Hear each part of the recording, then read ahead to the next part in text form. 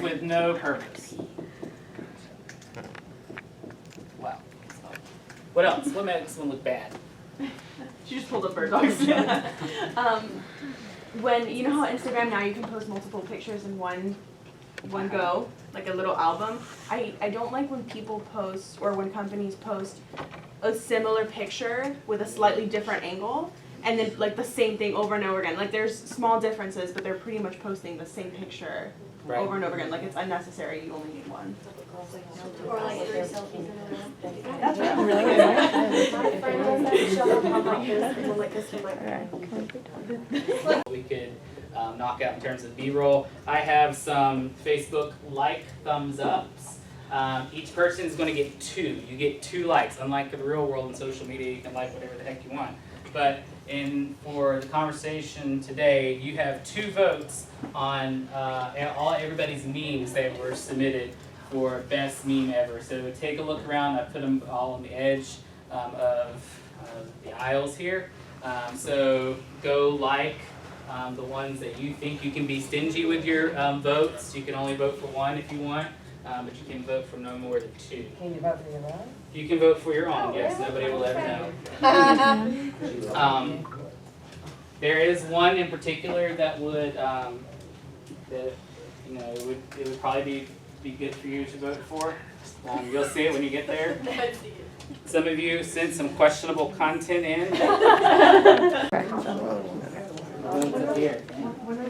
It looks nice from here.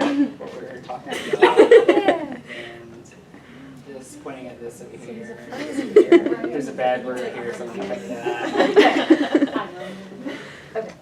What else? We're not even logged into our computer here.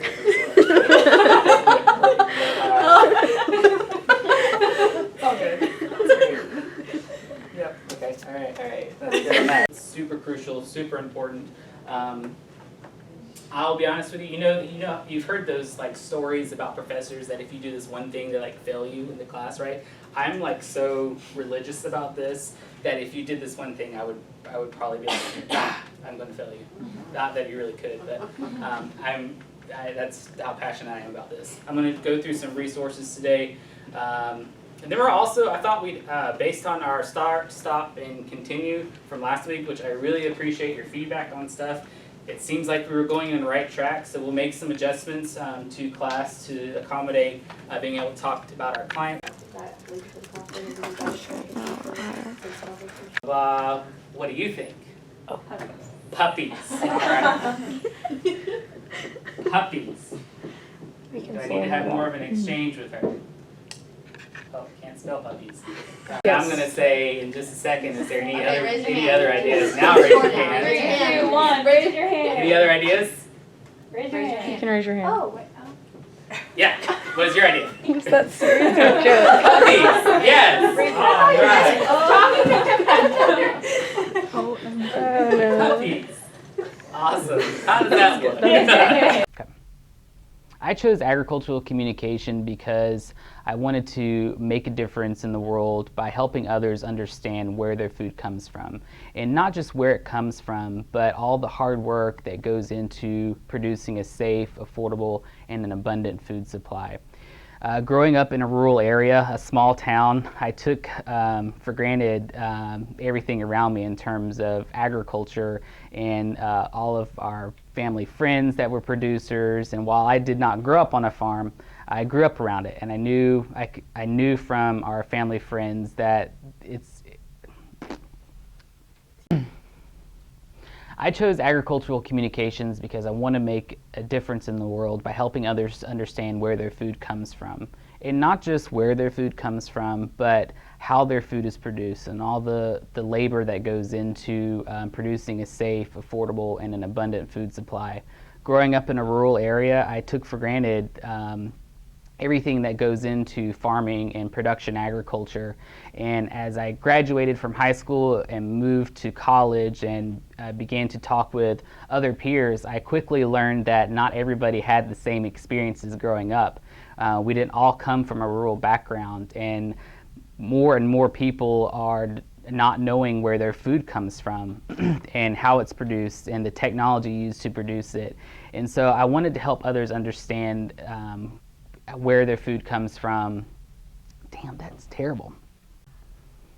So what motivates me as a student in the Department of Agricultural Education and Communication is being able to work with some really cool faculty and do some really cool things. Not only am I able to learn from them in terms of teaching and research, but I am able to be a part of projects where we actually take what we're researching and what we're doing in our classroom and apply it to the real world through extension and outreach programs. For example, some projects include electronic field trips. We've developed an app for one of our leadership programs in our department, and being able to use these innovative technologies in different perspectives on communicating messages and including people, it's something that gets me really excited. And that's kind of where my research kind of begins, is how can we continue to think outside the box and use some innovative research and technologies to help move agriculture forward. So as a graduate student, I have the opportunity to present my research at a number of conferences across the country and even the world. This past summer, I've traveled as far west as Arizona, and in a couple weeks, I'll be traveling to Canada to present some research on some of the courses that we've been teaching here at the University of Florida. So not only do I get to meet some really cool people and build my network in terms of other folks in academia, but I also get to take a chance and do some sightseeing. And I've been to a number of places that I haven't been before. And so that makes grad school a lot of fun, is when you can go and share with others what you've learned and what you think is cool and exciting, and build your network, but also get to do a lot of fun things as well. My teaching philosophy is that I want to create better thinkers, makers, and doers. And so how are we able to think about a problem and think about potential solutions? What resources do we need to develop those solutions? And how do we put together a plan to make those solutions possible? And so to do that in all of my classes that I teach, I try to bring as much real world experience into the courses, so that way students are able to see, beyond what we're learning in the classroom, but apply it into the real world.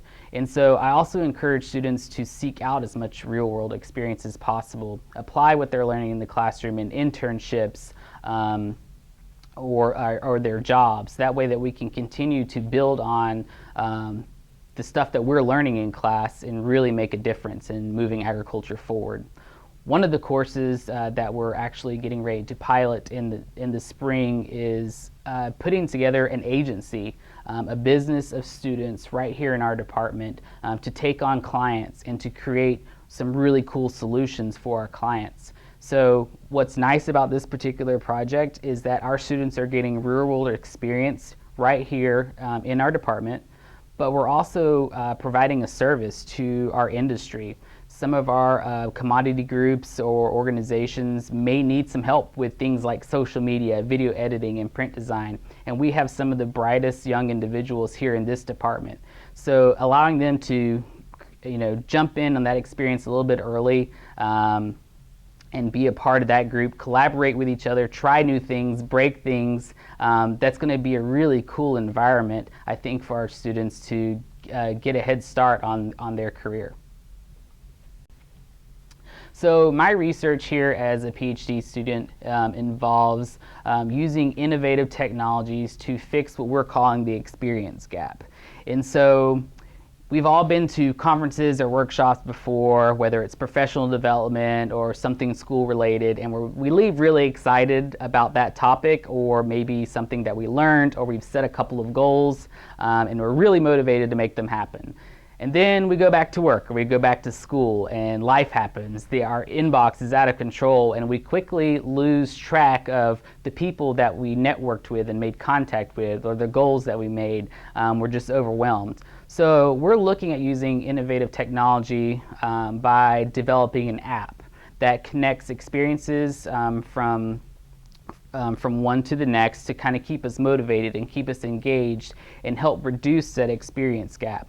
So this app is kind of a mix between a social network and a learning environment. So we're able to keep up with those that we've made contact with at our workshop or conference. And then we're also able to provide some continuous learning, so that way we can continue talking about the topics that we talked about at our conference, so that way they stay at the front of our mind, and rather than letting email jump ahead of us once we get back to work. So we're really excited about that.